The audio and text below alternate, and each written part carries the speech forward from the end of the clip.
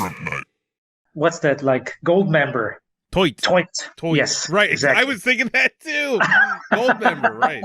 There it is. It's Toit. like, I think it's the best. It's the best. It's Really? the best That's of all three Austin Powers, I think. I love all three. I'm that guy. I love all three, but I still think 2 might be my favorite. Okay. Not like Okay. I mean, hey, I'm debatable. Johannes. I'm just happy somebody loves Goldmember because that's usually the one that gets crapped on. You know what I mean? Love Yeah. it. Love it. Love it. No, it has great scenes. I mean, even like the opening scene with the Steven Spielberg cameo is just like great, and, Right. and Tom Cruise, and like, oh my god, nice. No, I totally agree. That's I like gold. I like gold. Also, it's super. It's much weirder of a movie. Like jokes like him eating his own scabs and skin. Okay, like, sure. That's such not a joke for the masses, but it was in this giant movie. Is the mole in number 3? I feel like no, I don't know. No, you're right. That's 3. Yeah, that's 3. That's Fred Savage, right? Yeah. That's Fred exactly. Savage, right? I think that's 3 because Beyonce is the one reacting to him, and she's 3. Yeah, right? I haven't watched them in 5 years. Anyway, hi.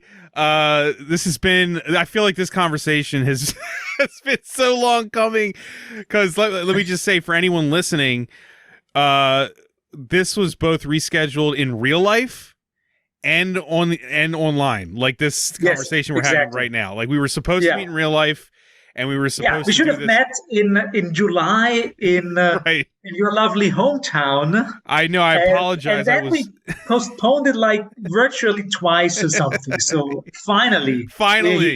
Yeah, I feel so bad about that too. But I'm glad. No worries. I'm glad to finally be able to just talk because one of the things that we haven't really talked about is the fact that you made another movie and you asked me to do stuff in it. You are in it. I'm in it. Absolutely. Well, absolutely. Yeah. And it's also so fun to see that so while we did our thing, the Michael Sophia posse that you're also somehow part of, and I'm also part of. They did just like recently.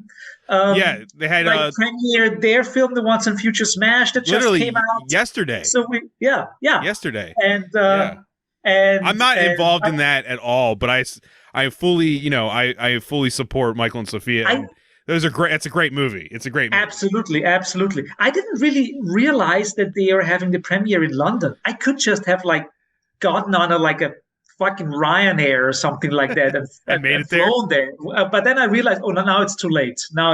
Oh yeah, it already happened. You're about a day too late. I'm not as much of a travel bug if that's not obvious. They put me in the credits with a special thanks. And I think at some point, Michael, but the same thing with Michael and my films, and and Michael Sophie with my films, and I with their films. It's always we kind of support each other. And do you know this guy or that, or can you hook me up with this, or do you know something? And so in the end, we're always in each other's at least credits, right? with a thank you. So. That's always for nice. Anyone interested. Michael and Sophia have both been on this podcast, so if you look back in the annals of the podcast, you can hear them talk too. But you guys all seem to be what's the word? Incestual? I don't want to say that, sounds weird, but you guys I only know you through Michael and Sophia, and exactly. My involvement in your new movie only came from that. Really, right? I mean, there's absolutely, because I saw you perform on the Crazy Jenkins thing that I was also part of, right. This whatever that was, but it was something that came out of the pandemic, and it's super fun and great to see, and a great project. Something that really only happened because of the pandemic. I think it's things that just emerge out of. What the fuck? There's nothing to do. I mean, I'm just sitting around and watching, I don't know, Troll 2 for the 100th time or something like that. So I like Troll 1 also, but yeah. yeah, no, I think Troll 1 gets a lot of shit. Nah, Troll 2. Troll 2. And all of them. Yeah. Troll 1 has also the character of Harry Potter in it, which is not much discussed. It's the first Harry Potter, and now maybe possibly the better Harry Potter. Right? Oh boy. Yeah, I mean, it's like like fantastic beasts and where to find them. Right. I was gonna say the one thing Jenkins would be the first thing me and you had any contact on, and it is a pandemic movie. It's actually on Tubi right now. The Transformations of the Dr. Jenkins, a nightmare title. But what I like about that is we all made a movie that was a pandemic movie that never once mentions COVID. Oh yeah, absolutely. It never, absolutely. like, I've seen a lot of pandemic projects and they're all very COVID heavy with the dialogue and the reasoning and everything. We didn't mention it literally once. And I'm proud of that. I don't know why. Just I feel proud of it. Yeah, there's not, as far as I remember, there's not even like a face mask mentioned or something there's like no that. mention of masks. Everyone's nothing, just told everyone's just doing everything isolated and it's not discussed. And you're just supposed, I guess we just wanted everyone to know the context, or not to, just to guess the context was 2020. You know? Yeah. But well, and I saw you as part of that. You were like one of the directors of the film. I just like directed one of the segments, but right. I wasn't so involved in the overall production and putting like the puzzle piece together. That was like more your problem. But I saw you perform, and you have like in my opinion, the best segment of the whole film. And I thought, like, fuck, Johannes, that guy can act. That guy can act. Jesus. I appreciate that. I don't know if I agree, but that means a ton to me, especially coming from you. That means so much to me. So thank you. No, it's so, I mean, there's the good thing about, especially a film like the Jenkins thing. So for all the people who don't know what it's about, it's pretty much the basic idea is, you know, like the basic concept of like making a scene or making a film or writing a little like a line, and then the next person has to it's called an exquisite corpse that exquisite I know corpse. Of it. I don't know if we say it. I think we say it as a joke in the beginning. The idea was the initial idea was, what if you got like a bunch of filmmakers to make the same thing? You gave them the same script, and what would they all look like? And as part that's part of the joke that I'm spoiling it now, but I think that's what podcasts are for. Podcasts are just like it's all major just spoilers. It's sources of spoil. So like from the story perspective, it's you as directors think that you're making an exquisite corpse. And all those people make different scenes, and that will add up to a wonderful film. But there is a mess up because there is an AI involved, and the AI fucks everything up, and so everyone gets the same scene. Right. So it's like not an exquisite corpse. It's like one scene that actually doesn't make sense at all. Out of context, it's a nightmare. Repeated by like 20 different filmmakers. Right. It goes from being a cool experiment, like an exquisite corpse is a cool experiment, but this was a wholly different experiment, because it's like, what if you give the same script to 25 different people, you will never get the same movie. Like that's kind of the point, right? You'll never get the same movie.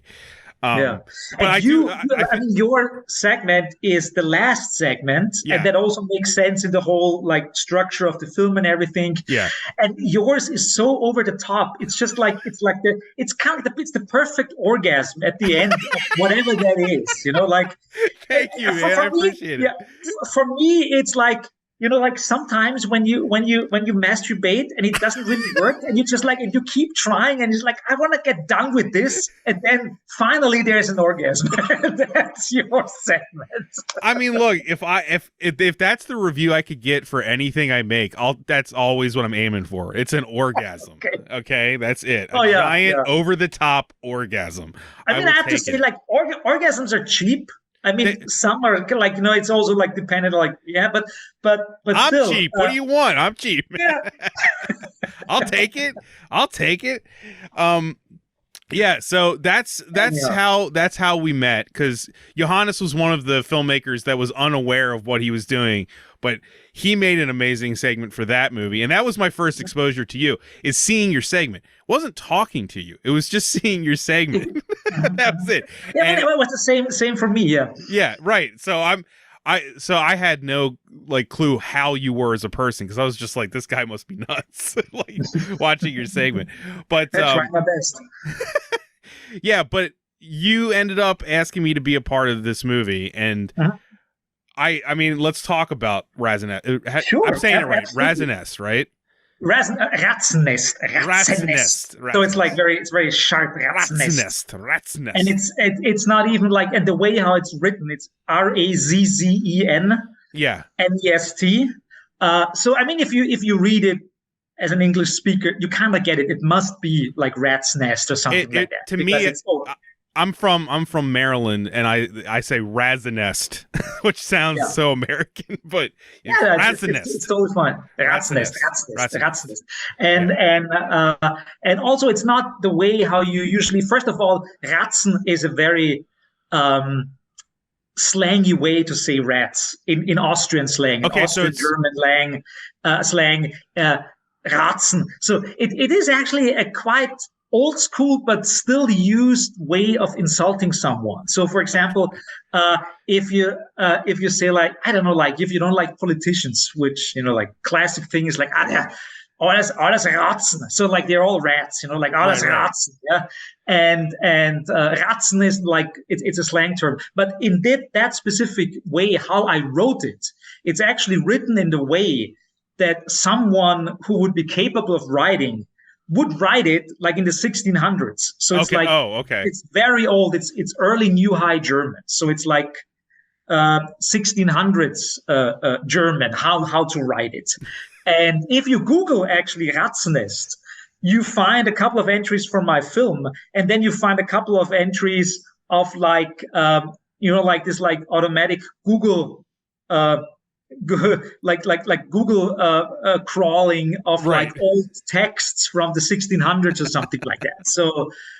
But yeah, sometimes I love that how like I never knew that, and through making this with you, you've told me so much about this history of this place and stuff that I've never studied and learned and been taught. You know what I mean? Yeah. And I mean, you have like a 5-line cameo that's completely hilarious. But I mean, we worked longer together on the film because I sent you at least 2 or 3 versions of the script, and you helped me as kind of like a script advisor or consultant. Oh yeah. I appreciate that too. But the guy's funny, and the guy has a great sense of humor, and of course he knows horror films. So like, why not work with him? To get a finished version of I wasn't expecting that. But yeah, no, that was a good time. I mean, I love doing that. I've really not done that much much as I've worked with people. I mostly do help people with editing or something like that. So this is one of the first times I've ever really consulted on a feature script for something that got made. Something that got made. I remember. That got made. That is right. Made is a very important note. Yeah. Absolutely. And there are so many people. I mean, like if you look at, you know, like if you check out Letterboxd or something like that, or like all these like online platforms, there is so much shit talking, especially in the horror film genre. Right. I mean, you probably can't get a single good review. There's always some, like, even if people give you like 4 stars, there's one line complaining about something. So horror film nerds, horror film geeks are so adamant about like getting the perfect product, or knowing everything about it, or what do you think? What do you think is, for a horror nerd, is the high benchmark that they're always looking for? Like, if you could think of a movie or something, I would say it was something in the realm of like John Carpenter's The Thing or something. Something like that. Something like that. They're expecting every horror movie to reach that height. Yeah, exactly. Which is impossible. It's not going to happen. It is impossible because, I mean, the very moment the thing was made, it's done, you know? Like, the cool thing about horror films is, if you look at the history of horror films from an aesthetical perspective, from a perspective of experimentation, horror film was always the avant-garde. I mean, if you look at horror films from the 20s, like this very expressionist German horror films like Nosferatu or something like that, they're doing incredible work, like even with the set design and everything. And for example, The Thing, unimaginable. It almost killed John Carpenter's career. It's one of the best horror films ever made. It is crazy. The way that it's revered now, and the fact that it was a flop that was badly reviewed. It was a flop. It almost killed. He didn't get jobs for a year or two or something like that. I mean, and only because it was so out there, it was so extreme, it was so great in what it did that it kind of repelled people, even horror film people. And that's what I mean. People didn't know what they got. They didn't know what they had. He was a man ahead of his time. And he always was, though, wasn't he? Absolutely. And it was around the same time when people were more into like the friendly alien stuff with E.T. or and that kind of stuff. I enjoy the friendly aliens, but I like both. Can I like both? I mean, Carpenter's The Thing came out in the same year as E.T., and of course E.T. won the battle. Did you ever read about what E.T. was originally supposed to be? The Night Skies thing? Did you ever look that up? It should have been a horror film. It was supposed to be a horror film named Night Skies that was much closer to Close Encounters like tone, but with a like more of an evil twist. And you can Google it, and the designs for E.T. were like quite demonic looking almost. And E.T. itself like scared the living shit out of me when I saw. He's scary in a different way. E.T. I mean, when I saw E.T. the first time when I was 7 years old, I was like, Jesus Christ, this is oh my God, But in general, like just like getting back to the horror thing, I think that horror films are extremely great of like trying to scout new aesthetic territories. Let's call it that way. At the same time, horror films are the most conservative genre concerning plots. It's just like it's kind of like this. There's this old Nietzsche quote, like there's like this, like the ever returning, the endless cycle of the same. Right. And that's also true with horror films. So at the same time, horror film is incredibly conservative plot wise. Do you think that's because but also aesthetically, they're doing so great things there, and that's what always drew me towards horror films. Not really making them. I started making horror films pretty late. So Masking Threshold, my last film was that's only 2 years ago, right? That's just like a year ago, yes. Yeah. And that was the first time I tried something in the horror genre. But I was a horror fan for so many years. I mean, whenever is there, like I usually watch it. And Masking Threshold, I could argue, is quite new. You're trying something quite different, Yeah. You could say, aesthetically, it's a little bit the same thing. Aesthetically, with like 70% of the material is macro shots, and you never see the face of the protagonist and all that stuff. That's very, very experimental. Yeah. But at the same time, the story itself is a very straightforward, almost Lovecraftian short story. Right. Let's call it. Yeah. I was going to say, on the issue of horror films being conservative, do you think that's more of a function of the genre being usually about a sin? Like the characters usually commit some kind of sin, and that's what creates the monster or creates the comeuppance or what have you. Yeah. And that usually leads to a conservative viewpoint, maybe? Is that what... I don't know. I was kind of wondering it. There's... I think you're how like Freddy and right, Jason... Because there's the whole thing of... punish kids for having sex and doing drugs. Absolutely. The whole trope of like all the girls in slasher films, they're being punished for being promiscuous or something like that. Right, exactly, yeah. And which usually is very conservative. The black guys, like in the 80s, the black guys were the first to die, to die, and that kind of stuff. For sure. The thing is that, you're right. Most horror films are a form of morality tale. It's a morality tale, right? Exactly. Cautionary tale, yeah. And that, of course, always kind of like stems from what kind of viewpoint, what kind of morale are you attacking or criticizing or enforcing in a certain way. And that's true. But also, horror films are, and that's like I'm guilty of that with RAZZENNEST as well. Horror films are always kind of like part, let's call it, of the eroding force of the metaphysical, the spiritual realm. Right. Horror films there's so many horror films about ghosts or about things coming back from the dead, demons and stuff like that. Yeah. And that's of course all reactionary bullshit. You know, like there are no demons, there is no heaven, there is no hell. Right. I mean, it is great as a storytelling or plot moment to have something. I always say that. I always say like Catholicism to me is the best story base for a lot of movies and stuff. Like when I write, I think about like a cartoon heaven and hell, which is usually closer to Catholicism. Right, you're holding a cross for anyone just listening to this. Like it's it's a great base to start from. Yeah. Because if you have that as a format for the universe, it's understandable to the human mind, which is why why it exists in the first place, right? It's an understandable way to understand something that is unknowable, right? There is this great German philosopher called Peter Sloterdijk, which is actually a Dutch name, but it doesn't matter. He's not that well known in the Anglosphere because I have never heard of him. Yeah, most of his books I think were never translated to English. I mean, he is also like he has a little bit of like a. I mean, he's also very strange. I have to say, like I wouldn't buy everything he writes, but he wrote a couple of really interesting books in the last 20 years.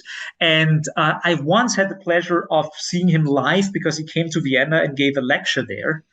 And he was talking about, I mean, that the concept was, he called it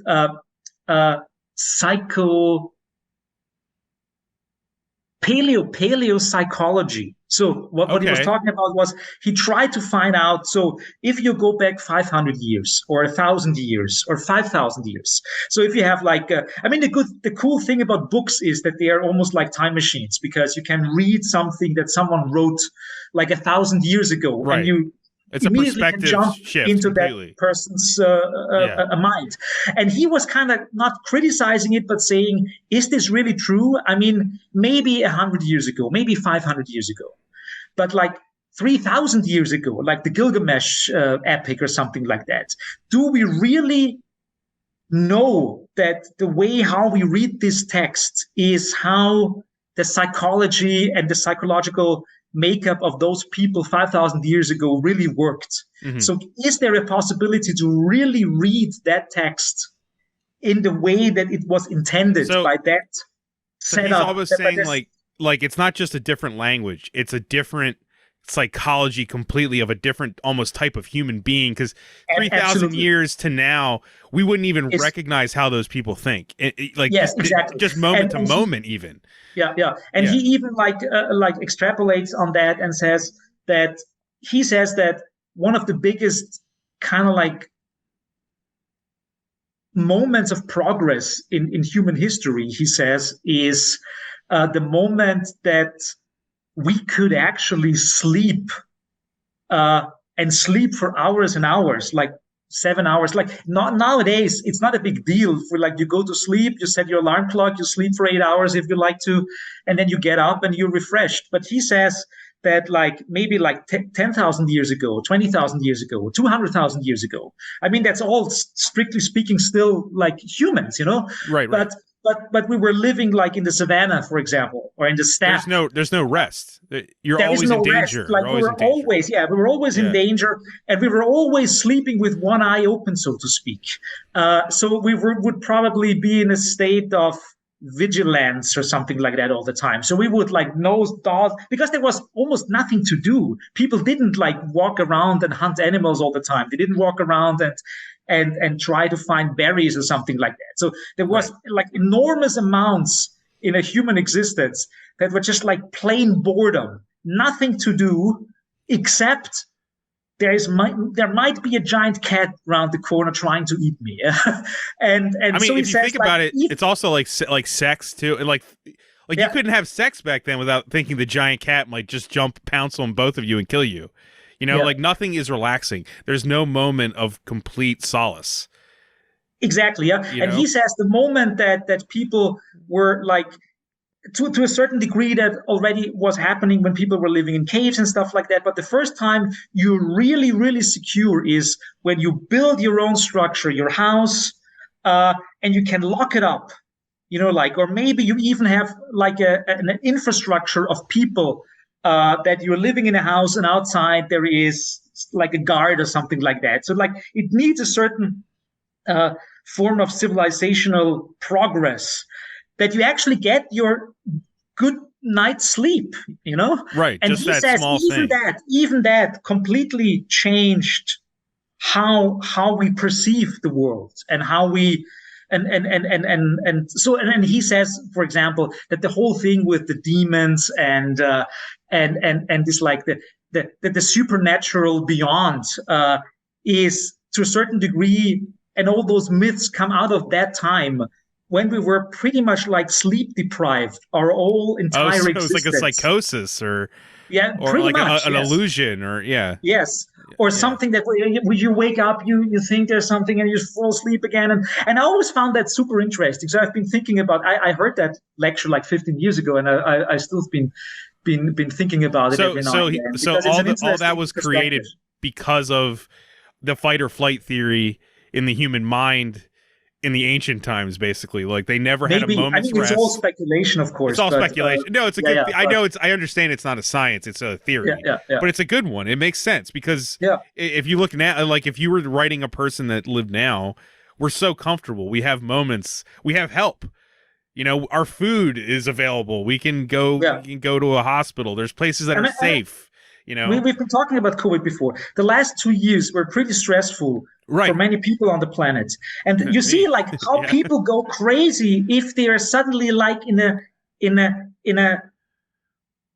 set of mind that doesn't let them rest. Keep their like rest, everyone is like there might be the virus or this or that, and then people have interesting ways of coping with that. People start denying everything because they want to get their rest, and that denial ends up with people storming the Capitol or something like that. Well, they start reforming their reality to believe things that are just unimaginable, right? Like absolutely. Or just listen to non-facts. Cognitive dissonance. Right. And I'm not someone who went there. But like, for example, in the beginning of 2020, I had almost like an anxiety fever every day. That was my fight or flight response of just not feeling the safety and comfort of normal day-to-day life. Absolutely. That's how I responded. And I know because my life compared to somebody 3,000 years ago has been really comfortable and nice. It's true. Absolutely. It's just true. Yeah, and the interesting thing is and that was the next step that he took. I think in one of the next lectures he gave was that he was kind of like trying to analyze why there is always a kind of like deep connection that humans have to angels and demons and things that are lurking in the dark that come from the supernatural sphere and stuff like that. Why do we need a Jesus? Isn't it enough that we know that there is God around? Why does he need to send his son down to earth, and the son gets killed and goes back and whatever, blah, blah, blah. It's all weird, I don't know, like Iron Age peasants in the Middle East came up with weird shit, and we still believe in it, Right. Because it's a really interesting meme. Does he ever talk about like the fact that religions don't pop up, like viable religions are no longer created anymore? Like, you know what I mean? There's no mass religion that's new anymore. No, it's all. I mean, if there is stuff like that, it's all culty or something. Like like Scientology or something like that. All of that stuff is kind of like a science fiction update of like Christian theology. So teleology. And absolutely. But nothing has those numbers. Nothing has numbers like an actual like old ancient religion. Yeah. No. So and what he says, and I think that's also kind of like relevant for horror films, is that humans, to be able to have like an interesting experience in their religious life, let's call it that way, you need a connection between the supernatural sphere, like the beyond or heavens or whatever it is, God and earth. Because if there wouldn't be a connection like that, it would be A, pretty boring, and B, it would be something that wouldn't feel right. It would like, why is God not speaking to us? Why is there no communication? Why is he not doing something with us? Why is he not interfering? And so he calls that in German it's called Nahbereichsjenseits. It's the short distance beyond. And the short distance beyond is that it's really like in those like religious belief systems that there is something like an angel, there is something like a demon. So there's something that can permeate from the beyond. The membrane between the two. Membrane must be thin, because if it would not be thin, if it would be untouchable and just like so far away from human existence, then it would kind of be useless, you know? it would be the same thing as just nihilism. I mean, there's nothing there. Because if there is something there that we can never contact and doesn't affect us, and it doesn't matter. Yeah, and it would be something like that, you know, like some scientists say, like, well, they believe in God, but God for them is, you know, like the laws of nature or something like that. Like Einstein said God, but he didn't mean a man in a beard. Yeah. Exactly. Yeah. But that is also kind of like that is not like, that is kind of like unfulfilling, I have to say, because I mean I don't need it anyways, because I'm an atheist. But but if you say like that God is just like a set of rules, that then that lacks like a form of morality, right? That or a form of control, because I mean. That's the weird part about religion, is like it is there's a God far beyond anything. He knows everything, and everything is and he made everything, but he's still constantly and he still thinks like peeping Tom who tries to control us, and you know. Well, and he still tends to think like the reason, you know, God is somewhat made up by humans is because he thinks like a human. He's petty. He has mood swings. He has rules about worshiping him. These are not things that you would assume an almighty being would have, these traits. Yeah. These are human traits. He's just like I don't know, like kind of like weird like a sadist with good phases or something like that. And that plays, I mean, but because to get back to the horror movie aspect of it, treating God like that though really works for the stories, because you need the other side to have a perspective that can be, you know, sinned against, broken, you broke the rules, you have all these things that you can do to bring that membrane to have holes in it, to bring stuff there. Yeah. If you don't have an active God or an active other side, like you said, it's completely boring. It's inert. Yeah, it's inert. Yeah. So there's this like for me, because I mean, we shouldn't go too much into detail about that, but for me, when people ask me, and if I really get into the discussion deeply, if I say I'm not even like an atheist, I'm a pantheist, and there's this great, it's a great term that I really like, and pantheism. Not pantheism. I'm sorry, pantheism. Post-theism. Post-theism. Okay. Post-theism, because, and that's quite interesting, is that at some point in the human experience, and that is not long ago. That's like 250 years, 300 years ago, when something like the Enlightenment in Western culture happened. But it happened in different other forms in other cultures as well. But in the Western experience, it's the Enlightenment like 300 years ago, and the Enlightenment was the first time in the West that suddenly there was a world before and a world after. Mm-hmm. And the world before was the world where there's no debate. There's not even the possibility to think about that there is no God. It was a world of theism, and all the explanations for everything we had were connected to God. And then a couple of people came up with the strange idea of like, there might not be a God. God might be a construct that we made up. Mm-hmm. At the very moment that idea came into the world, we became post-theists. We became into we created a world where there are two possible explanations for everything.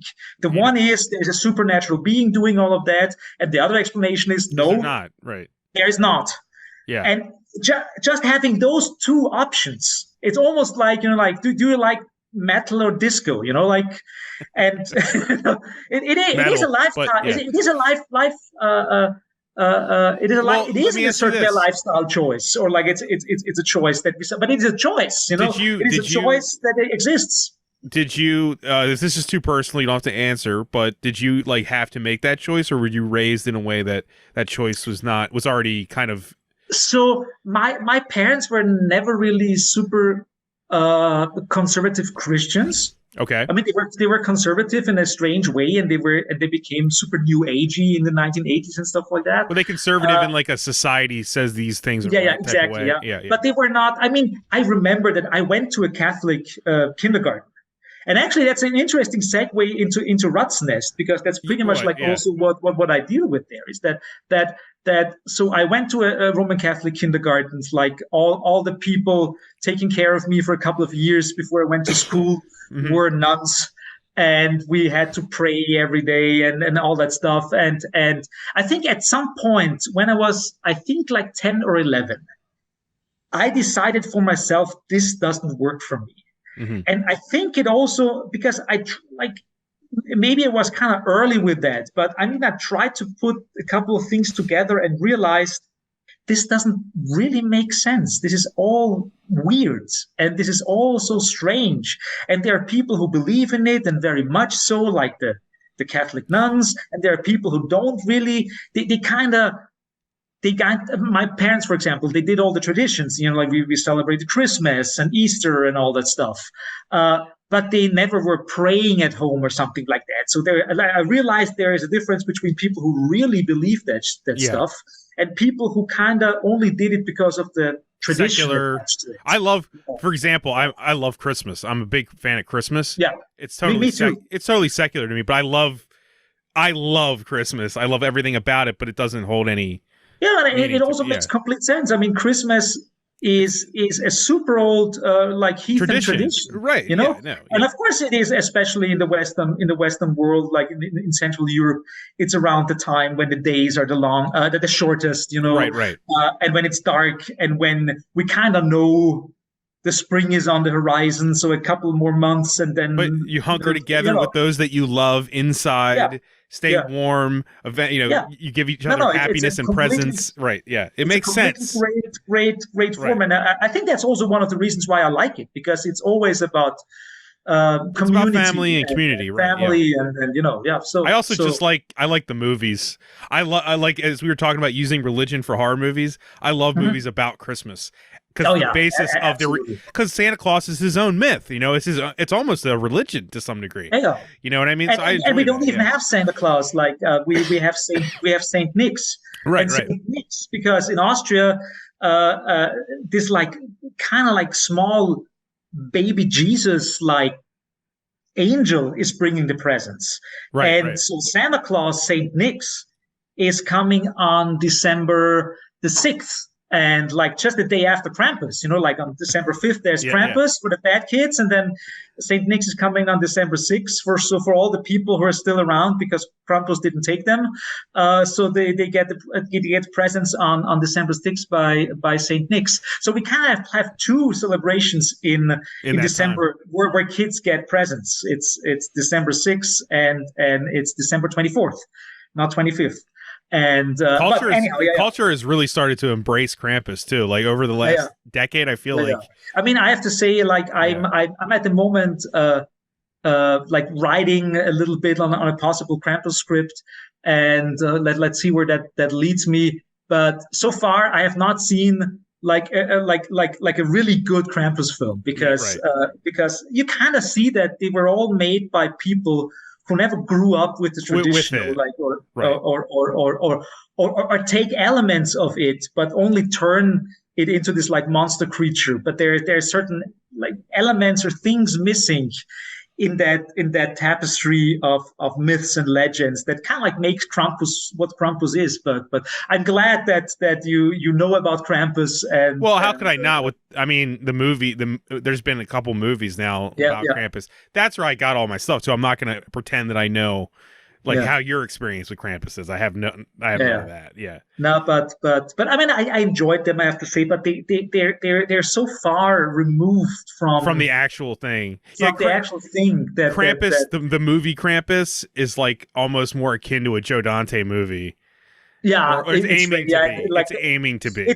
Is it the one where they end up in the snow globe? Yes, I think that's the one. Yes, exactly. Yeah. That, I mean, the tone of that movie just has. It's not trying to be like a historical at all. It's just it's treating him as a monster demon. There is a strange like Gremlins nest to it or something. Well, yeah, the gingerbread men and all the little like monsters that he brings with him. Yeah. It's aiming for that. Yeah, which is. I was going to say that's kind of that's a little bit of a segue to. I don't want to spoil anything for RAZZENNEST. I'm trying not to. The thing is, like, I can tell a little bit about the backstory. So the thing is, how are you framing this to people? It's a hard one to frame, man. Yeah. So the thing is, I always, of course, I mean, just growing up where I grew up in this like little kind of like town. Like 35 minutes by car outside of Vienna. So I grew up in the vicinity of Vienna, and Vienna is like an almost 2 million people town, so pretty big. Right. But if you compare it to American cities, there are almost no suburbs. So there is Vienna, and Vienna itself swallowed in total 22 little villages and incorporated into what became Vienna. So the different districts in Vienna are small towns. When Vienna just like grew and grew and grew, it kind of swallowed towns around it. And at some point, there was a defined outer border of Vienna, and that's Vienna. But around Vienna, there are still, of course, a couple of more towns. And I grew up in one of those towns called Stockerau. And I remember when I was a kid, like as early as like kindergarten days with the nuns and also elementary school, I remember that we got a book about the legends of our district. So the district where Stockerau lies is called Korneuburg. And although Korneuburg is not, it's almost like, like Tallahassee and Florida. It's like Korneuburg is a small town, but it is the head of the district. Although Stockerau was bigger, Korneuburg is the head of the district. And I read this book they gave me in elementary school, and it was a collection of legends from the district of Korneuburg. And I have to say, 70% of those legends were so boring, incredibly boring. You cannot believe how boring, But I mean, it was almost like a Brothers Grimm approach. Like there was one guy, and he really wrote down all the legends he could find in that district, and he wrote them all down, and 70% of them were just like boring. There's, for example, this legend about this like cursed cow in this like little town of Obermaleben, and there's this like cursed cow, and the cow suddenly doesn't give milk anymore, and the farmer's wife decides to take straw and cut the straw and throw it onto the cow, and suddenly the cow gave milk again. And that's kind of anticlimactic if I ever heard anything. Right? It's just like, oh my God, stop cutting up. Wow. And there might be, I mean, in the basic core of that story, there is something. I mean, maybe cutting up straw and throwing it or something is referring to some old Celtic ritual or something like that. I have no idea. And I don't know about it, but in a way, it's kind of, you're right, very anticlimactic. I would have thought you were going to say fed it to the cow or stuck it up the cow's ass or something, but throwing it on the cow is so nothing. Throwing it on the cow or something. It's just like weird. It's just like whatever. Weird. Yeah. Okay. And okay. So, and I was like, and I would think, fuck, not even the legends in my home district are interesting, And but what then happened is that we took this elementary school kind of like excursion to this wonderful castle it's right between Stockerau and Vienna.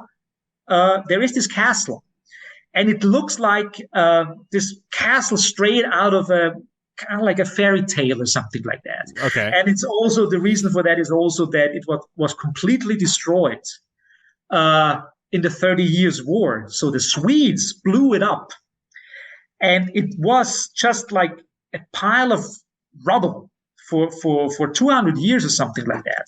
And then this like strange aristocrat who was at the same time also a polar researcher. So he was one of the guys doing polar research on the North Pole for the Austrian Empire. And that guy had a lot of money, and he decided to rebuild that castle. So he took all the rubble and he bought doors and elements and altars from other churches and other things. It's almost like this like nerdy collection of weird architectural things that he liked, and he put it all into this in this castle, right, and rebuilt it. So no wonder it looks like a fairy tale castle, right? Because it's been reshaped, right? Yeah, because a guy in the 1850s or something like that, very romantic time, of course, romanticism and all that stuff, like kind of rebuilt it into his bachelor pad, and ignoring all the history. Yeah, or like taking some of the history and right, like reshaping other parts of the history to what he liked. Yeah. Yes, exactly. So, and I was so fascinated by that when we went there. And that was the first time I also got confronted with the idea that Austria at some point was occupied by the Swedes. And if you think about the Swedes nowadays, it's just like, you know, like the nice Scandinavians with the good health care and they're the strict alcohol laws. In my education Swedes in America, I would not associate them with conquering anything. Yeah. I think that's not Swedes, what I heard about Swedes. Yeah. The Swedes, a couple of hundred years ago, were a superpower. You know, they were like incredibly and also brutal. I mean, just incredible. Yeah. And so, and then I think that started my obsession with the 30 Years' War. And and most people don't know anything about the 30 Years' War. They learn it maybe in high school. And especially because it's like 16, I knew about it, if that counts. Yeah. But I mean, yeah. So it's from 1618 till 1648. And it also started with some guy getting thrown out of a window in Prague, the defenestration of Prague, which is also a great word, the defenestration. Someone got thrown out of a window, and that started that war. And that war was so brutal and so immense in its impact on Europe and its society that you still feel kind of like the shockwaves of that war even nowadays. There are some people who argue that it had bigger shockwaves than the Second World War. And in fact, what happened to Germany, First World War, Second World War, the Nazi regime and all that stuff stems back to the trauma that happened of the 30 Years War in was Germany. It used as like this could happen again, and this is why? Like, did somebody misuse the lessons of that war? Yeah, people were so people were so dehumanized and so by that. By that they just like especially in Germany. So the idea is that it was seeding so much distrust in anyone from outside of your district, of your town, that it kind of like instilled like a certain form even of xenophobia or something like that, that could probably be traced into what led to something like Nazism or something like that. But I mean, there is of course lots of debate about that. But I mean, long story short, I got super obsessed with that and learned that the Swedes were occupying the eastern part of Austria where I grew up, and that people from local villages were hiding and trying to flee because there were this like pillaging, raping, murdering hordes coming through. Yeah. And most of the time they were not even from Sweden. They were just like mercenaries in Germany. The Swedes paid to fight the Austrians or to try to occupy Vienna or something like that. So it's like a really complicated story. And but I found it super fascinating, and I especially found it fascinating that people actually dug holes into the clay, into a forest, to hide in those strange holes. And those holes are kind of like the epicenter, like the plot epicenter of RAZZENNEST, because like an important part of that story is about those holes in the ground where like during this 30 years war, so some of that footage, the local villagers were hiding from the Swedes. Yeah. Like some of the footage in the film, is that of those actual holes? That's all. That's really? the actual holes. They are real. Oh, I didn't know. So I didn't know this. I didn't know this watching the movie. I didn't make them up. I mean, it doesn't really matter for the storyline. No, it doesn't. But those holes really exist. And so pretty much like all the stuff I let my characters say in the film, they're all true. The whole history of the 30 Years' War that's being explained, the holes there, most of it is true. A couple of things I made up. For example, I have it here. At the very end of the film, there is this like very important cross in the plot line. Right. And for example, that legend, I made that legend up. Oh, okay. And I created the cross, and I had the 1645.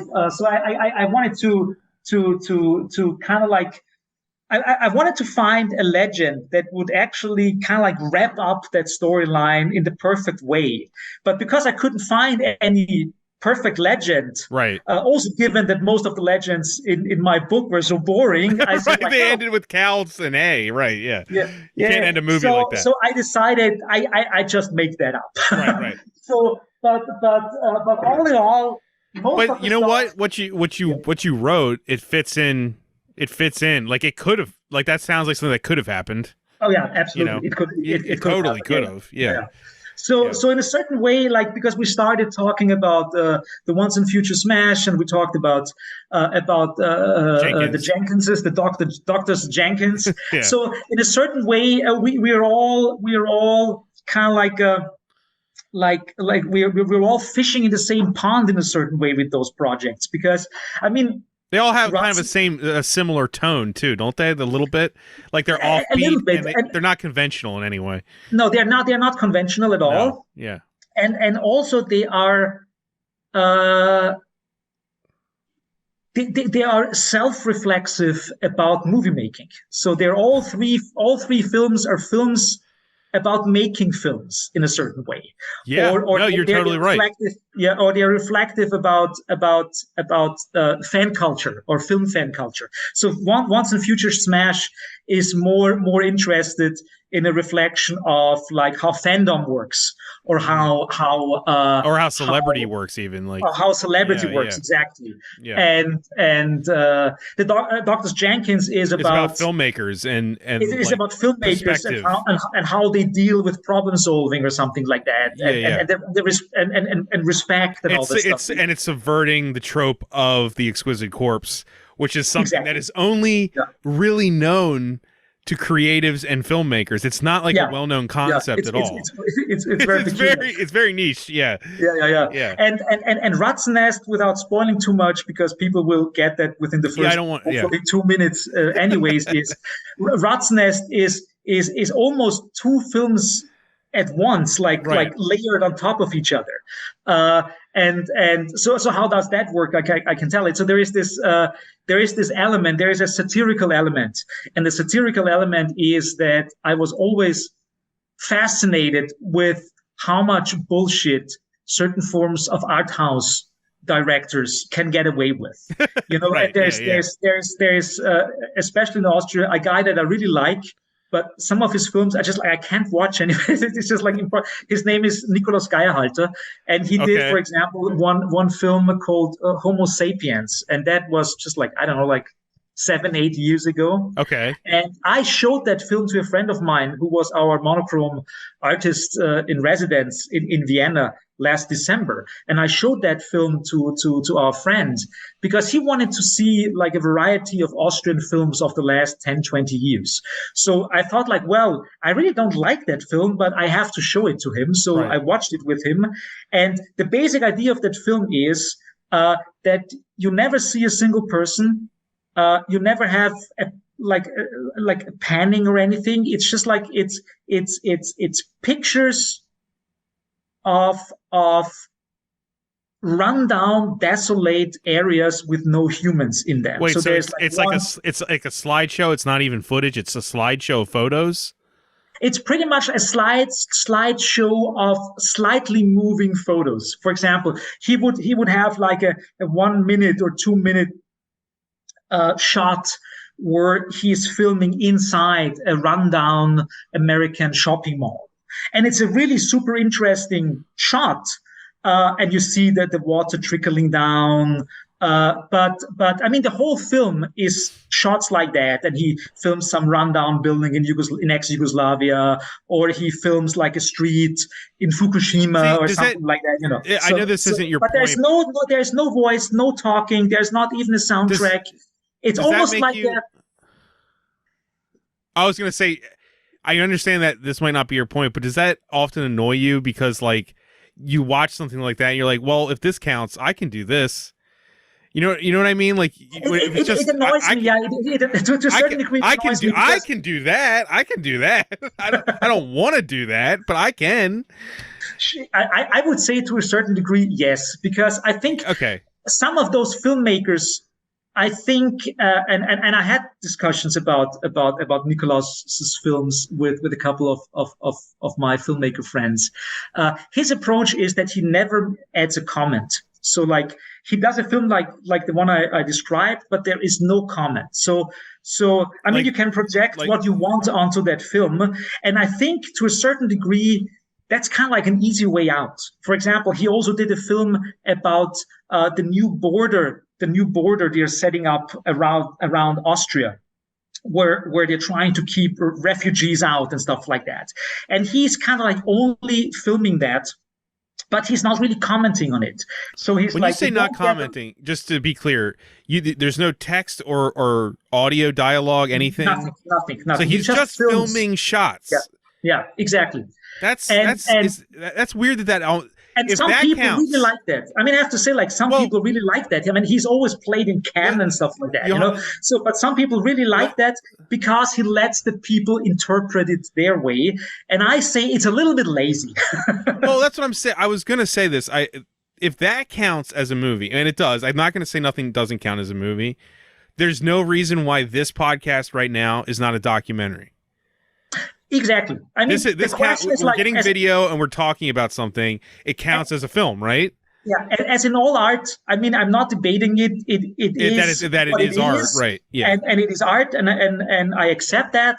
Of course, I can like or dislike it. Absolutely, But you're right. I mean, I think the inherent greatness and strangeness of art is the moment you define something as art. It is art. You cannot take that away. It's almost like you put the force field over it. You turn on the Death Star force field, and it is gonna be art forever. That's just that's so. That's I want to tell you this about art. Yeah. What you just said. I want to tell you this. One of the things that I have with my friend circles here is people scream at me often. It's art, Bob, because I've always made the joke of almost anything can be art and is. And a lot like things like that, like the movie that is just shots of stuff without anyone talking.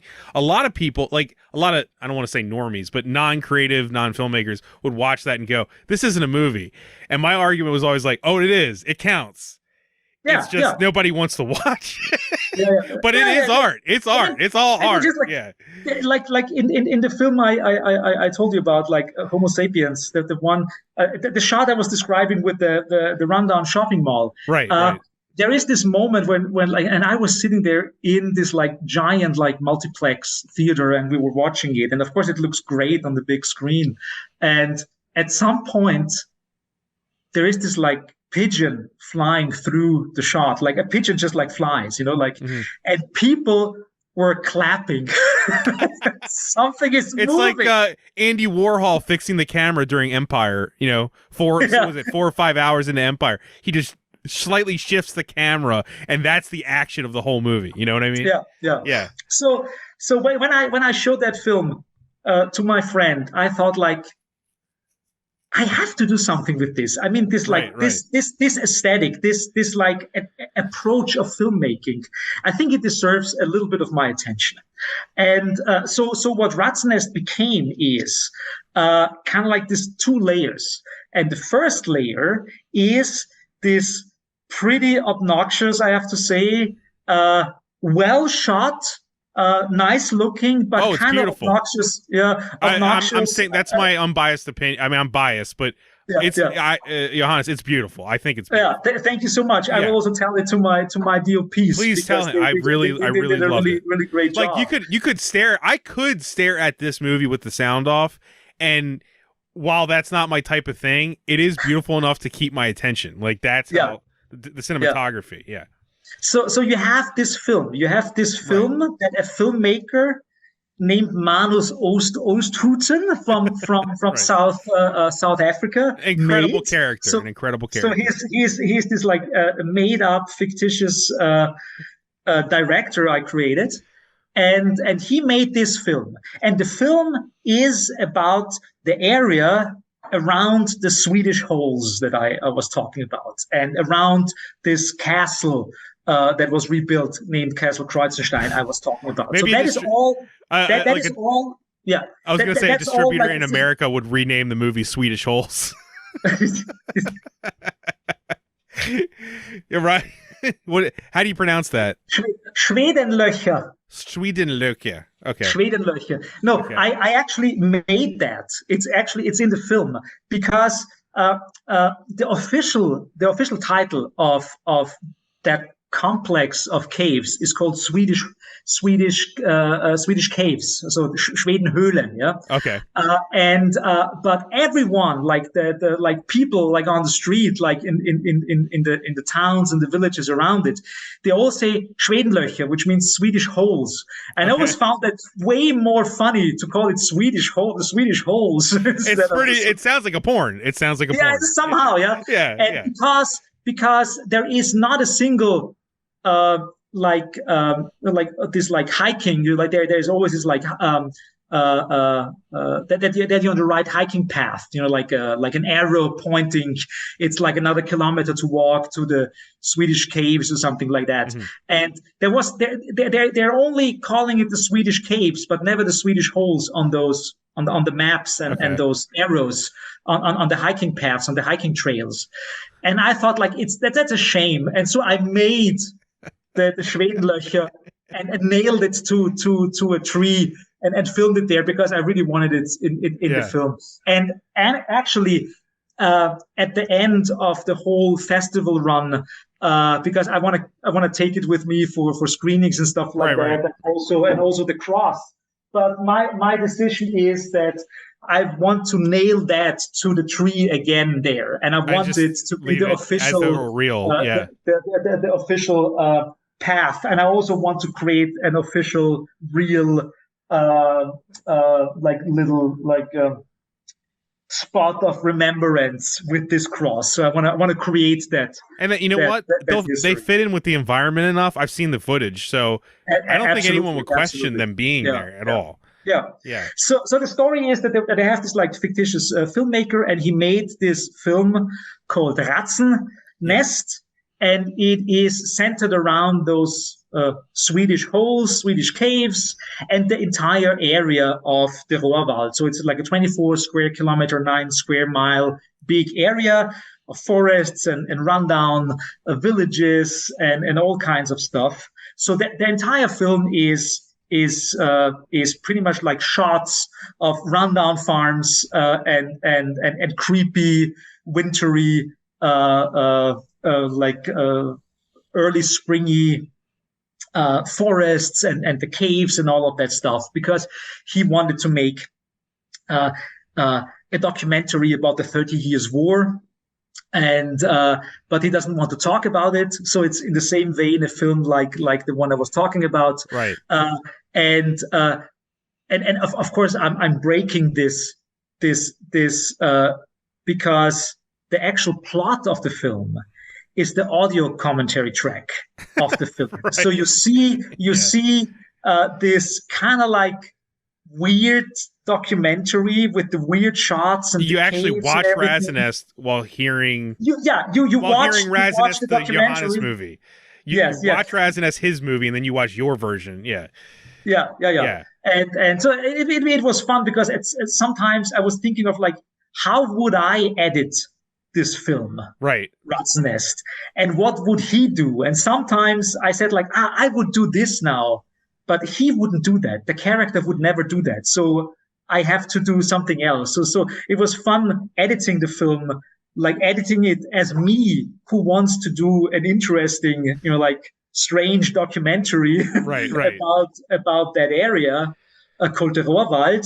But at the same time, I had to kind of like step into the shoes, as we say in German, of this like fictitious character I created, and what he would want to do. So it was an interesting way of editing it. So and the plot, without spoiling too much, is kind of like hidden in the audio commentary track, where where Manus and like an American journalist, indie film journalist, who interviews him,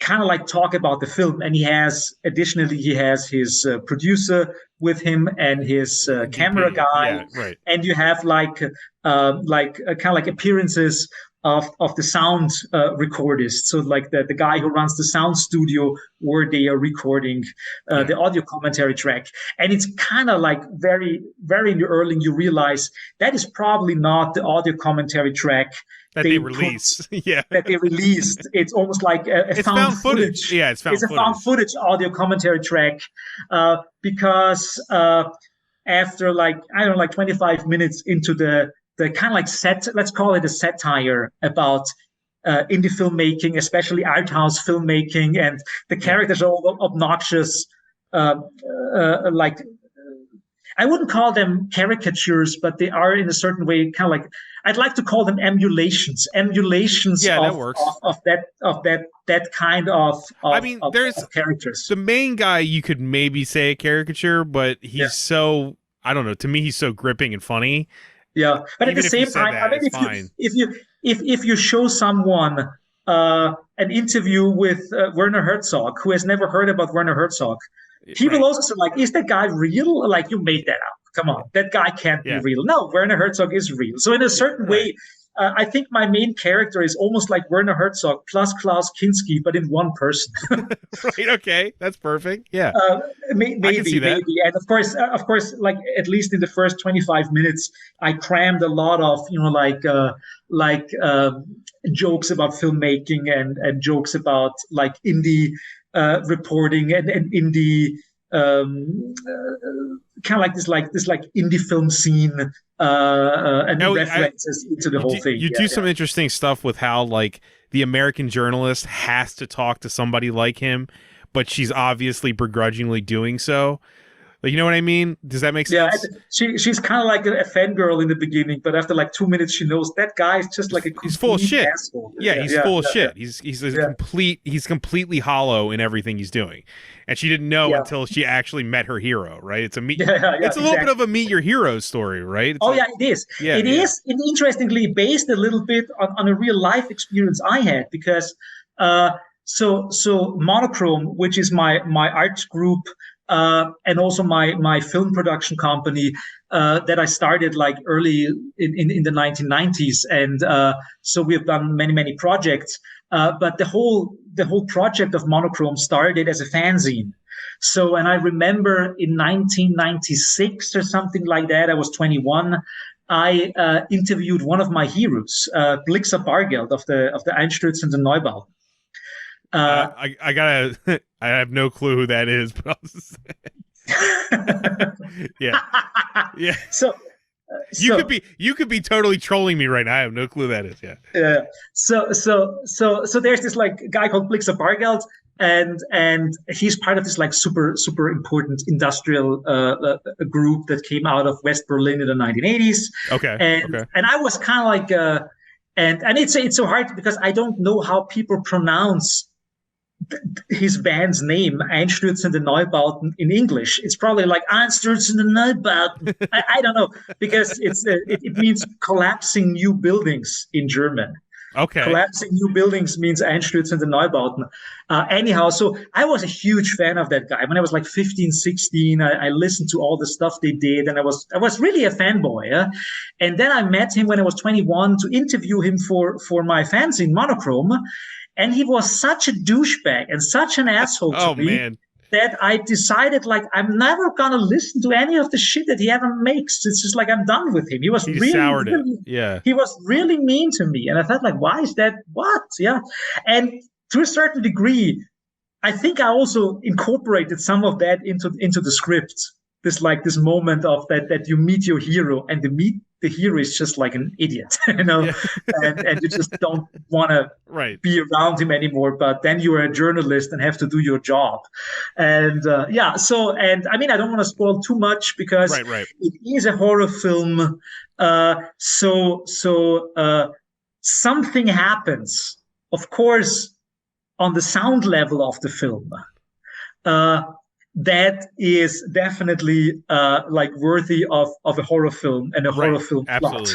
And that is connected, of course, to the deeper story of that he made a documentary about the 30 Years' War and about the Swedish holes, the Swedish caves and all that stuff. And in a certain way, at some point, all these elements where people think like, what the fuck is this? Yeah, they all kind of like all these puzzle pieces hopefully kind of like fall into place, and then people kind of like see they understand what's going on. They understand and they see the bigger picture of I would say, you know how you said you're watching two movies on top of each other? I'd say what's interesting to me about the movie, once again, I obviously bias, but what's interesting to me is that you're working with like 4 genres, I think.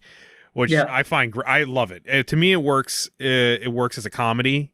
Like it's funny. The thing is, you look at that poster and you watch that trailer, and you're not expecting it to be funny. But to me, the movie's hilarious. I find it really funny. It is.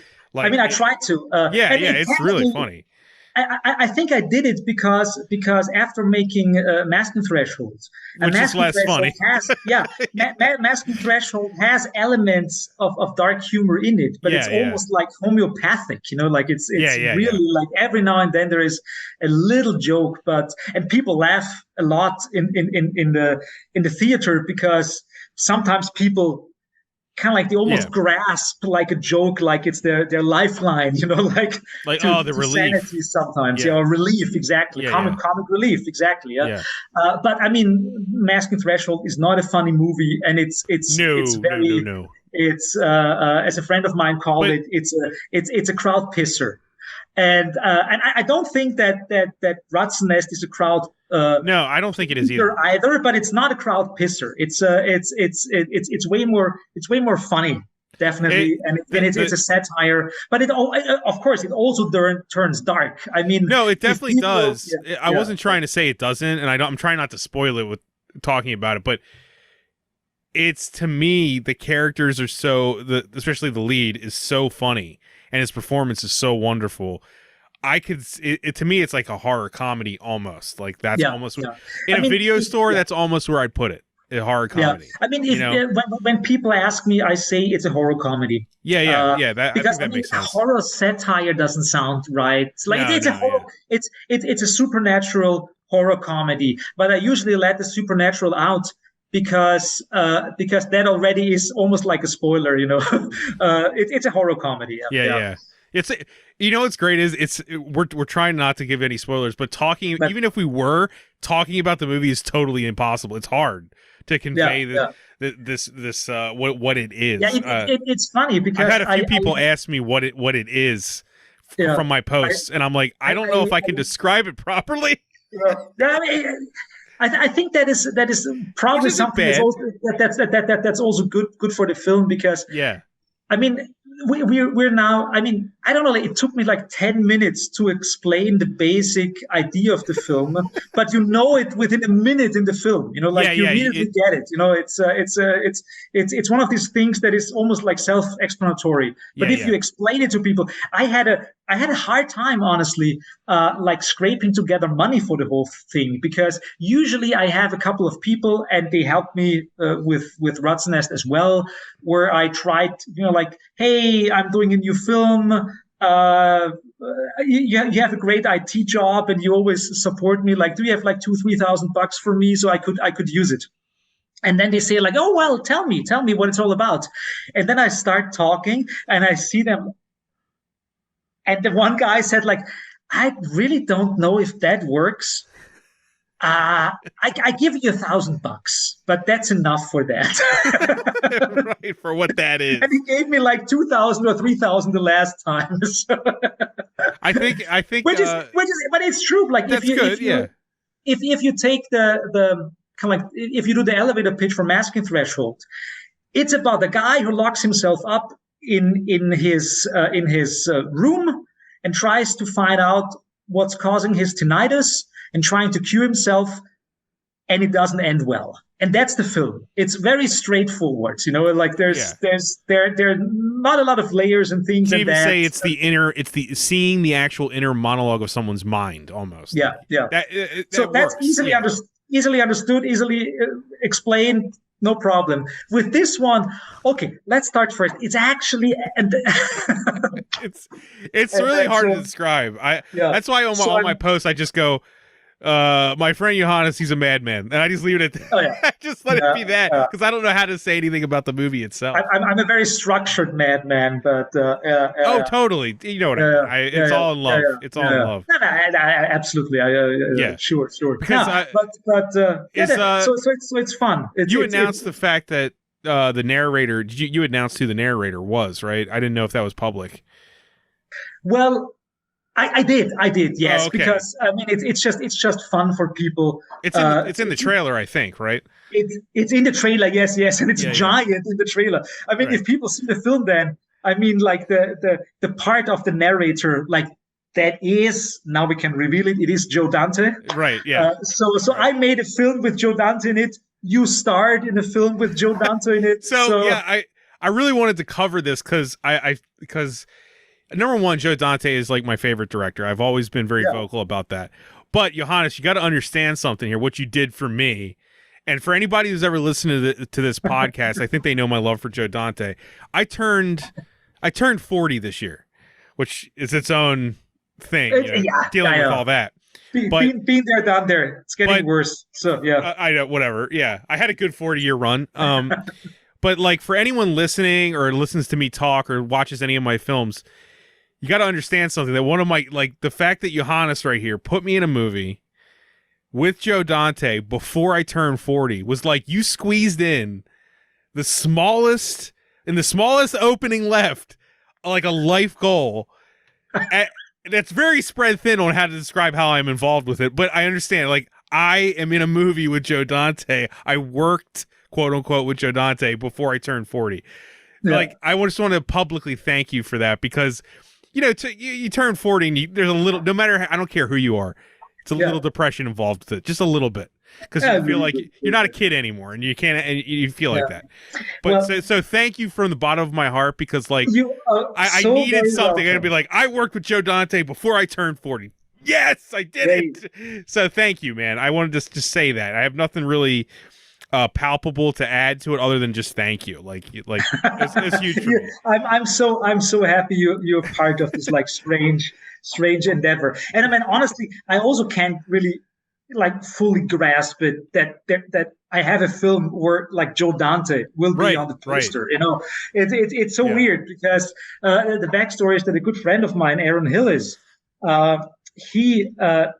he still does this like ongoing series. It's called Playtime with Hillis, where he it's kind of like this like communal gathering of like this like it's almost like a Zoom gathering of people, where he presents a film and also has sometimes special guest stars. do a little introduction to a film. It could be like a crazy, like unknown Mexican horror film from the 1980s, and then I don't know, like the head of the biggest Mexican horror film festival gives like a 15-minute intro, and then people watch the film together, stuff like that. But he also had people like Paul Schrader on and Weird Al Yankovic and people like that. And when I've met Weird Al, by the way, and he was meeting that hero. Amazing. He was a great guy. Oh yeah, I mean, I cannot, like, I would be heartbroken if Weird Al Yankovic would not be a cool guy. He was such a sweetheart. No, yeah, he must be a sweetheart, and I already know that, and nothing will ever. It's and that's also on my list, meeting Weird Al Yankovic. I met him after a show when he was like dead tired, and you could tell like he just wanted to go to sleep, but he was so gracious to everyone. Yeah.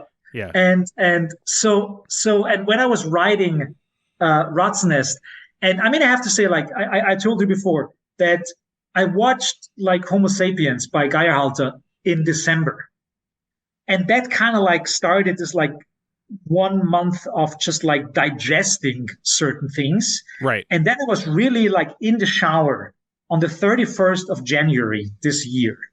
And I had the idea, and this idea of the audio commentary track and the layer on top of the film, it just exploded in my mind. And I started writing that day. And so I started really working on the film on the 31st of January, and the film was done by mid of June or something like that. Right. So it was like super fast. And given that, that everything worked out, I got all the great actors that I wanted to work with. I even got in contact with Joe Dante, and that only happened because Aaron Hillis, Playtime with Hillis, I wrote him and said, hey, I'm working on this script, and it would be great to have like a director or like someone from the film scene in that film that could have like a cameo appearance, like a voice-over cameo appearance. And I asked him, so like you were in contact for the last 2 years, because that was kind of his COVID project that he still keeps doing. And I asked him, so you were in contact with all those guys, like, who do you think might be into that? And then I said, like, because I saw that you had Paul Schrader and Joe Dante and blah, blah, blah. And I said, like, Joe Dante would be actually perfect, but I'm not sure if he's cool with stuff like that. And then he said, he is probably one of the few people that I could really actually ask that.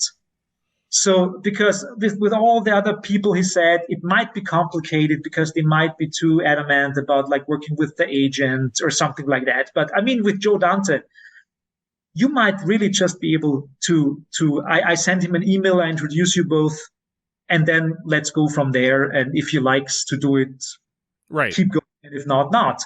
And that happened. And then a couple of weeks later, we had a Zoom call. I explained the whole thing to him. And within the first 5 minutes, he said that he's going to do it. And then I talked for 25 minutes longer, and he was probably already bored talking about the whole project. He already said yes, but it was so fun. And then my co-producer Julianne Gabert, she set up like an audio recording session in an LA sound studio, and he came there, recorded it. Everything was done in 20 minutes, and that's that. You let me listen to that session. It was awesome just hearing him.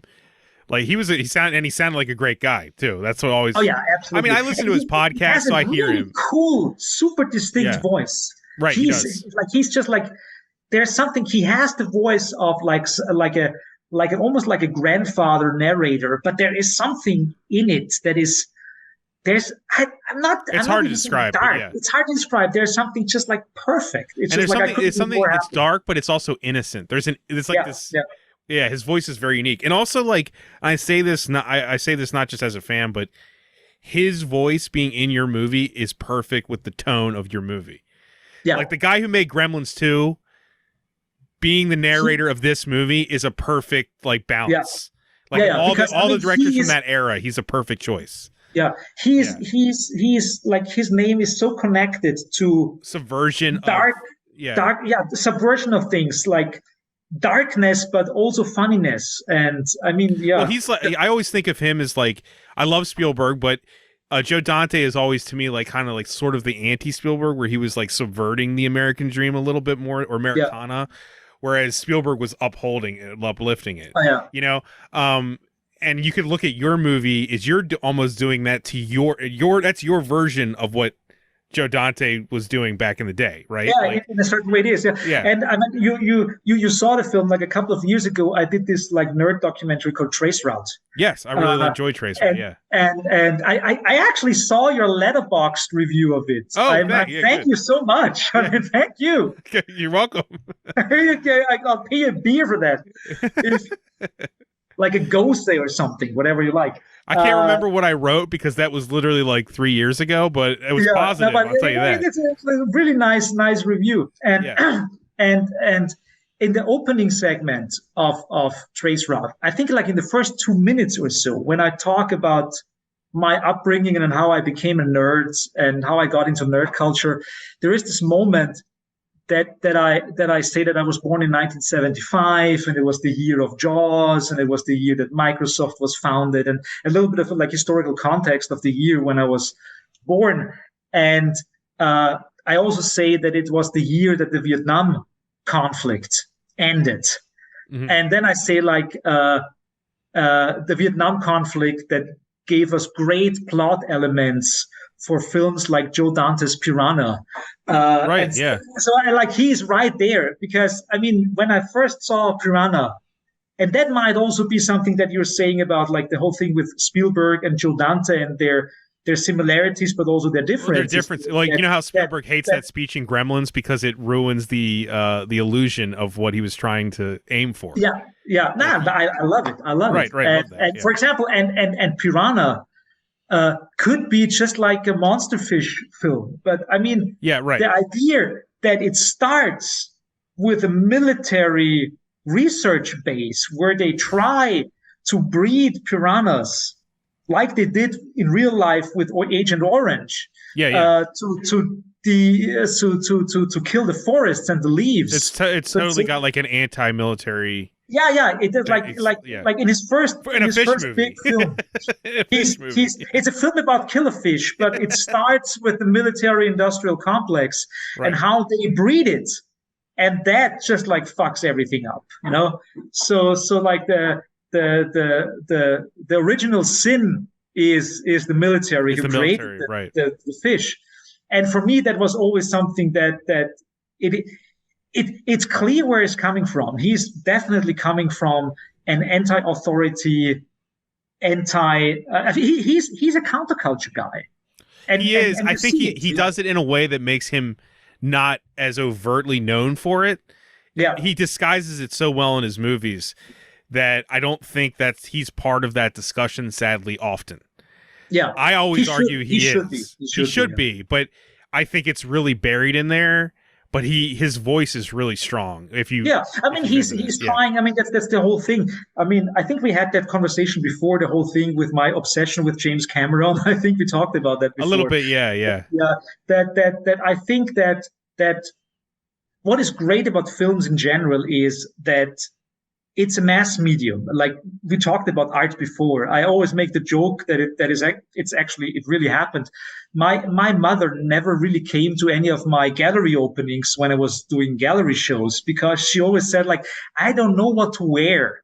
So I would embarrass myself going to a gallery opening, and I said like, what the fuck? It does not even matter. A thing, yeah. It does not matter. But you see, there is like for everyday people who are not really in the creative world or in the art world, there is a barrier for certain forms of art. What do you do when you go in a gallery? How do you behave? What do you do? How do you dress up when you go to a theater, like an actual live theater?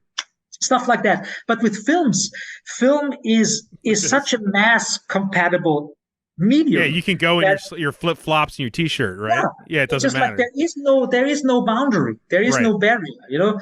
And if you see a film you don't like, you walk out. It's not a big deal. I mean, nobody's really. I mean, just like it's whatever. It's just that's how movies work, and that's why I think I'm drawn more and more towards movies and gravitating towards them, because they are ultimately a great mass medium, and that's why I'm telling the whole thing is because even though you wouldn't identify Joe Dante's films as like this like countercultural manifestos or something like that. They're definitely there are not elements bad, in it that are critique. They are critique of the status quo. They are critique of America. They're critique of the military entertainment. A critique of technology, system, critique of whatever it is. suburbs, a critique of, like every one of his movies has a point.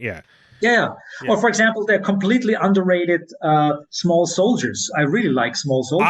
I have been defending Small Soldiers for like 20 years or 25 years because it got lumped into this like it's a bad movie because it's not Toy Story. And I was like, everyone needs to revisit it. They need to revisit it. It's the most anti-war and military movie that ever happened. Yeah. It's the anti-war Toy Story. It's great. It's great. And so if you bash your politics and your ideology, like in the face of the audience, it doesn't work. You have to entertain them, and you have to give them a reason to emotionally connect to your story and take something with you. And for example, I always tell the story that Titanic is a film about the horrendous class differences in the beginning of the 20th century, like things that are hard to understand nowadays. They still exist, of course. They might even be worse, but it's just like, it's a great, like the whole ship and the structure of the decks, and you cannot go to the upper decks. So it's a film about class. Not to take away and it's also a film about like 1,000 people drowning in the it's a film about a ship sinking. Not to take away from your point, but I've never seen Titanic. Yeah. Okay. And anyhow, that's a joke. But I've never seen it. But yeah. For me, James Cameron wouldn't need to do that. You can do that a movie film about just a ship sinking. Exactly. And a love story, a love story and a ship sinking. That's probably enough for most people. Yeah. But James Cameron is in a certain way a strange form of auteur who tries. I mean, like Aliens is an inherently political film. Yeah. The one movie that I feel like we bonded over originally was RoboCop. I always say RoboCop that's always the example in my brain when anyone talks about something that works on two levels, because RoboCop, it's like an amazing action B movie, a hardcore sci-fi classic. Yeah. And if you want something else, if you want, the anti-capitalist, anti-fascism message, it's all there. But you don't need that for it to work. It works without it. Does that make sense? Yeah, absolutely. Just like Titanic, I'm sure works without the class message. Right. Yeah. And I mean, I think your movie would too. I think RAZZENNEST works with the comedy. So if I saw it without knowing you, the comedy and like the actual characters would sell me, and I wouldn't need the message behind it, like for me to enjoy it. Yeah, and I mean, especially with RAZZENNEST, it's in a certain way, it's not a similar approach than I chose with Mask and Threshold, but I mean, I kind of like creating characters that are just like assholes, like the main character, the main director. But it's quite from the like it's so set up like in the first 2 minutes that people laugh with him, not as much like they laugh. It's a strange way of laughing about or with that character because he's an asshole and people like assholes sometimes but at the same time, every now and then he says things that are completely valid and true, and there's this moment where he like recites, and it starts as this like super strange moment where he suddenly jumps up and wants to recite his favorite poem. I'm not sure if you remember that, but I do. Yeah, at some point he jumps up. I want to recite my favorite poem, and then you think like, dude, you fucker, you're just like, you pretentious douchebag, like really, It's Yeah, and then he recites the poem, and at the end of the poem, there's this moment of where you actually really feel it, and you kind of like for a second believe him. You believe him that he really likes that poem, and that poem, and it's actually a great poem. It's really nice. It's by Carl Sandburg, and there's this moment where people might be confused about, wow, this is just like a moment that is really strong. And I didn't believe that this now was triggered by this like asshole character. And I kind of like that characters, especially if you construct them almost like a parody or a caricature, suddenly they surprise you. Let's call it that way. To bring that idea full circle with the Joe Dante thing, it's like Daniel Clamp in Gremlins 2, John Glover. He's very lovable most of the time, but I feel like the movie also is blaming him for basically everything, right? I mean, like, he's responsible for creating this world in which these things can persist, and that's the movie's commentary on technology and capitalism and stuff. But you kind of love him. You kind of love him at times, but I feel like the movie is always reminding me, like, he's responsible, and people like him are responsible for the horrors of this reality. You know? Yeah, and it's so fun. I just recently rewatched it. COVID rewatch, of course. Yeah, sure. And I watched it, and I thought, like, sure, yes, of course, Clamp. And Clamp, and sure, yeah, right. And then you watch the character, and it is in the meantime, because Trump is so ingrained and burnt into our collective existence in bad ways. Yeah, it's almost hard to not project onto the real him. Trump onto Clamp. And Clamp is not half as horrible as Trump is, yeah. But even like the moment you realize, oh, that's Trump, kind of like puts a darkness on the whole thing. It puts a very, because like you can imagine, like, if that character ran for president 30 years later, it wouldn't be good. You know what I mean? In the reality of Gremlins, it would not be good. Yeah. But I think a more closer to the cuff performance for Trump is always Back to the Future 2. Yeah. Oh yeah. I think I think that's where we're all of our jaws are like, oh yeah, that's the guy we know. Clamp is like proto Trump when he was still kind of a Hollywood sycophant liberal. Back in the day, you know what I mean? Like, you could still stand him, and he didn't really matter. He can just be a rich guy that says crazy things, and it was fine. But Biff is Trump, you know? Yeah. But yeah, I was like, where can people find Masking Threshold? Is that out? Okay. Oh yeah. The cool thing, so what happened that no one, including me, expected is that it got bought by Draft House Films. That's awesome. So, congratulations. And thank you so much. And so what will happen is it will have a 2-week theatrical release in the US in pretty much all the Alamo Draft House cinemas. That's awesome. So between, I think it's like the first 2 weeks of October, people can go and see it in the Draft House cinemas. Okay. And so that's just like you're gonna have a box theatrical release. You're gonna have a box office number. Oh yeah. It will be like $32. Right, but you can say it. My movie made this much at the box office. Yes. Yeah. And then honestly, I don't know yet, but it will. And like, I think on the 14th of October, right at the end of the theatrical release, the streaming release will happen, and then it will be on a bunch of the bigger streaming networks. Okay. I honestly really don't know where, but I can. I mean, do you do the whole like commentary thingy with links and stuff on your podcast? Yeah, I mean, I can give me any links. I'll put them on the post. Yeah.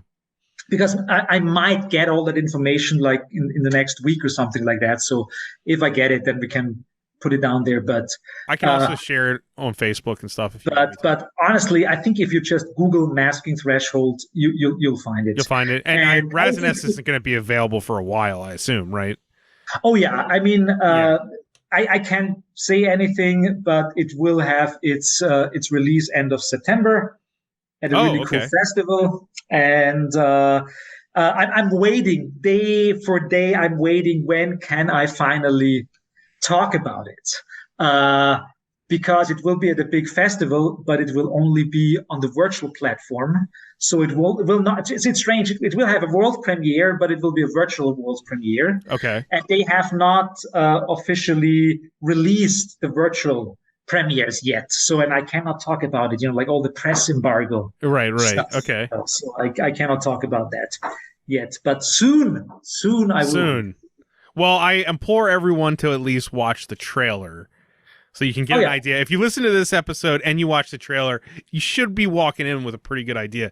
Not that you need to walk in with a good idea, but if you're interested, because it is kind of it's a hard one to understand before seeing it. Like you said, the elevator pitch is difficult. Yeah, right. Do you have anything else you're working on? Like, are you?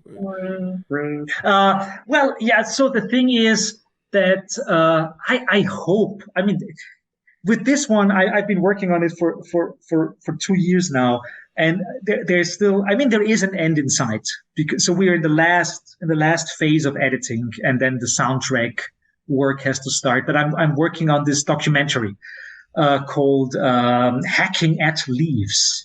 Okay. And it's a story about pretty much like it's hard to summarize, but it's a story about do-it-yourself culture and hacker spaces, maker spaces, but it's also a story about COVID, and it's also a story about the Navajo, the Diné people. So it's a documentary about pretty much like the history of the United States, the history of colonialism, the history of reservations, but it's also a story about the history of do-it-yourself movements and hacker spaces and the hacker movement, and all of that converges because of COVID. And I'm not going to say more. Okay. All right. Yeah, I don't know anything about that, so I'll be happy to watch.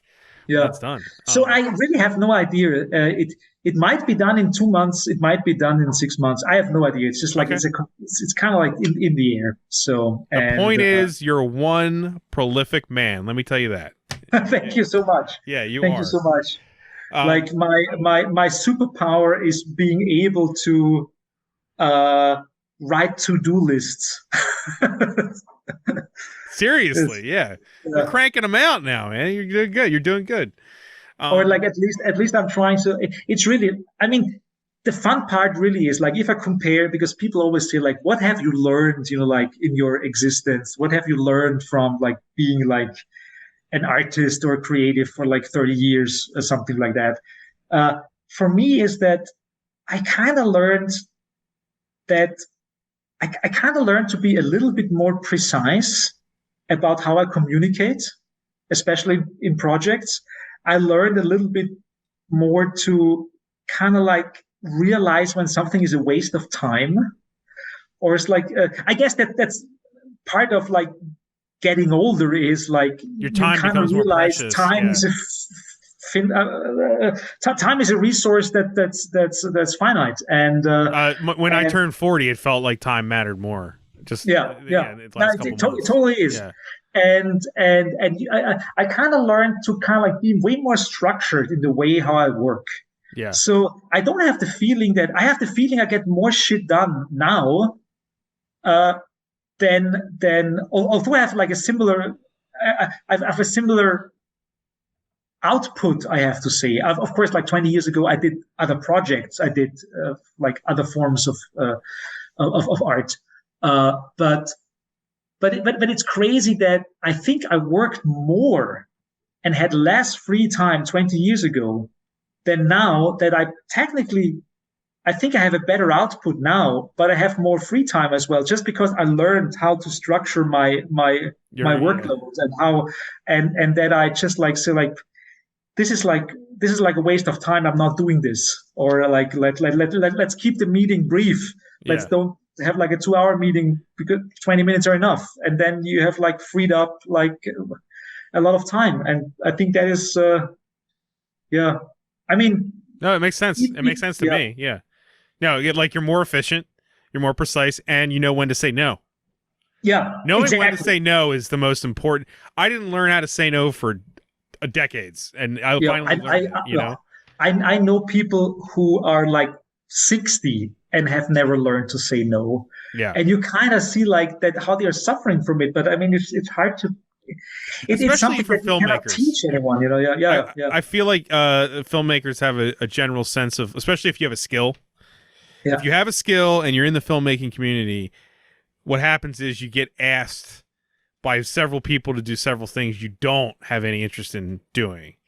Yeah. I was one of those guys, and I said yes to a lot of that stuff. And not that I have any ill will, but you end up taking the time you would have had for your own projects and burning all of it away for other people, you know? And you have to realize, I mean, if you're just doing stuff, if you're doing stuff and it's not, I mean, of course, any kind of creative work, filmmaking or whatever it is always work. There is always a certain amount of stuff that you just have to go through. I mean, nobody wants to open an Excel sheet and put in things. It's just like nobody does. No, but I mean, that's part of logistics. It's part of making shit happen. Yeah. But you can reduce that to an amount where the ratio between the stuff that you have to do to make something happen and the reason why you're making it to feel happy and to do something meaningful, where that ratio is not completely skewed. You know. Last thing I want to ask you: do you ever, as somebody who only knows me and I only know you through filmmakers and filmmaking and this create a creative space, do you ever get jealous or just even think about people who don't have any creative desires and wonder what it's like for someone that doesn't have that pit in their stomach that needs to be fed all the time? Oh, that's hard. Oh, wow. That's a good question. I have friends, where this question comes from. I have friends who I love dearly and I've known my whole life, and they are content with making a living, playing video games, and just spending time with their friends. And they'll go to their grave being fine with that. And I admit I am jealous sometimes of that. Like, I was wondering if you ever it would make a lot of things much easier. Right. It's always strange to ask yourself, where is that urge coming from, and why do you need that? Why not just have fun? Why not? Exactly. And so the good question would be, if I could get rid of it. Exactly. That's a fun game. If I could go into a therapy session, and after the therapy session, it would be gone. The urge would be gone. Like some childhood trauma, something where I had the feeling my mother didn't love me or something like that, and now I have to compensate it with like everyone loving me because I'm doing art. Whatever it is, I have no clue. Clue. If you could just like stamp, like erase that, like solve that trauma, would I do it? It's a hard question because you can't. I feel like it's a great question, but the person that you are, that I am, doesn't know what it's like to not feel that. So it's almost like saying, would you choose to never have to sleep again or never have to eat again? Because we don't know what it's like to not crave or need those things. But it's a question that I ponder because I see other people who don't do creative stuff and they're just so chill and happy. And I'm like, how did you do it without How did you do that? Yeah. You know? No, well, I have to say, I think that all humans are creative. So, Sure, and absolutely, to some and degree, absolutely. I think that we could turn the question around. How should a society be like where it doesn't feel weird for most people that you actually do creative work? That's true. If it wasn't for we're not, we are the strange exemption, like working our asses off to do a short film that 12 people see on YouTube or something like that. But you still want a lot to do more it, people than 12 saw those things. Yeah, absolutely. Yeah. But I mean, there are people who do that. There are people who do that. Like 12 people watch it and they still do it because to some degree, you look in a mirror, you make things, and I mean, sometimes you have triumphs, like the Alamo Drafthouse thing is awesome. But like you make things and you just look in the mirror and you're like, am I a fool? Yeah. What am I doing? Why no one cares about this? But I think our civilization at the moment, also this like very profit oriented, like capitalist society that we live in, is making it hard for you to express yourself, because it is it's not part of the big plan to express yourself. It's part of the plan to do your work, to be exploited and play a computer game because you can't do anything anymore because you're working as a fucking barista your whole day. And what else is there to do? Yeah. Talking about people that aren't creatively motivated, I'm not trying to insult them. I really think like you said, anyone can be creative. I'm just saying that sometimes I stare at people like as an objective observer, and I'm like, you're just like, your life is chill. And you don't feel like this weight. I think that the very moment people have the time and the energy to be creative, they would be creative. Right. Yeah. And even if it's just like people who keep like a neat garden and put flowers in there and structure it or something, that's creative, all creative. That's all creative processes. And getting dressed, for example, I would never ever complain about, there's this like in German we call it Pferdeaquarelle. So it's kind of like these like aquarelle, like this like aquarelle. I'm not even sure, it's like watercolor paintings of horses or something like that. There's this whole scene. Like people as a hobby do watercolor paintings of horses or whatever it is. Yeah, I would never complain about them or look down at those people, because at least they're doing something that is not embedded into the overall sleep cycle. It's something, it is a form of creative output, or there's something in those people that needs to get out. And it manifests itself as watercolors of horses. And why not? Any form of manifestation is admirable.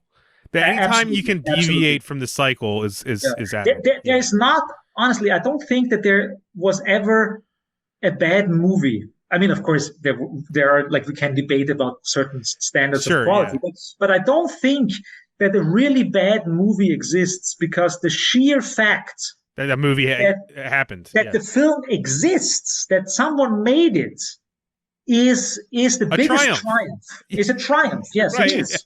Yeah. No, it is. The fact that a movie is released means you won. It means you won. It is a success over chaos. It's a success over entropy that it exists, that someone finished it, To quote one of our mutual friends, Michael J. Epstein, he always says, like, making movies is a horrible idea.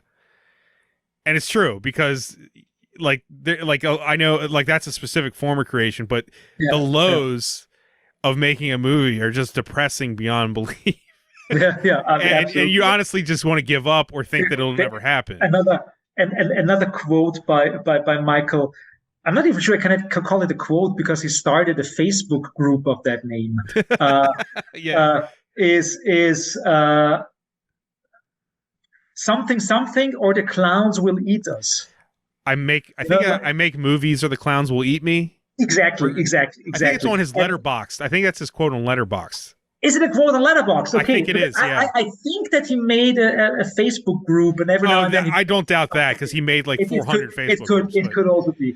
But this idea is like we have to do something creative, or the clowns will eat us.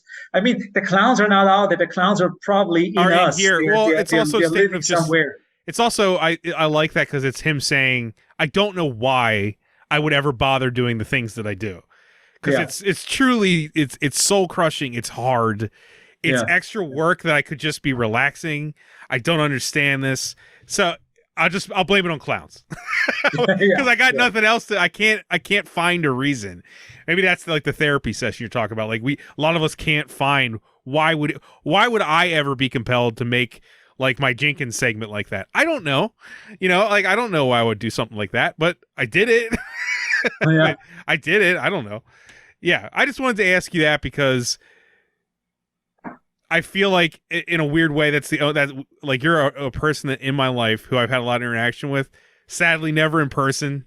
One day we only know each other through creative means, so that's why I wanted to ask you that. Like we've never had a face-to-face set, and like so that's why I felt the need to ask that, because it always interests me too, because I struggle with it. I struggle with it so much.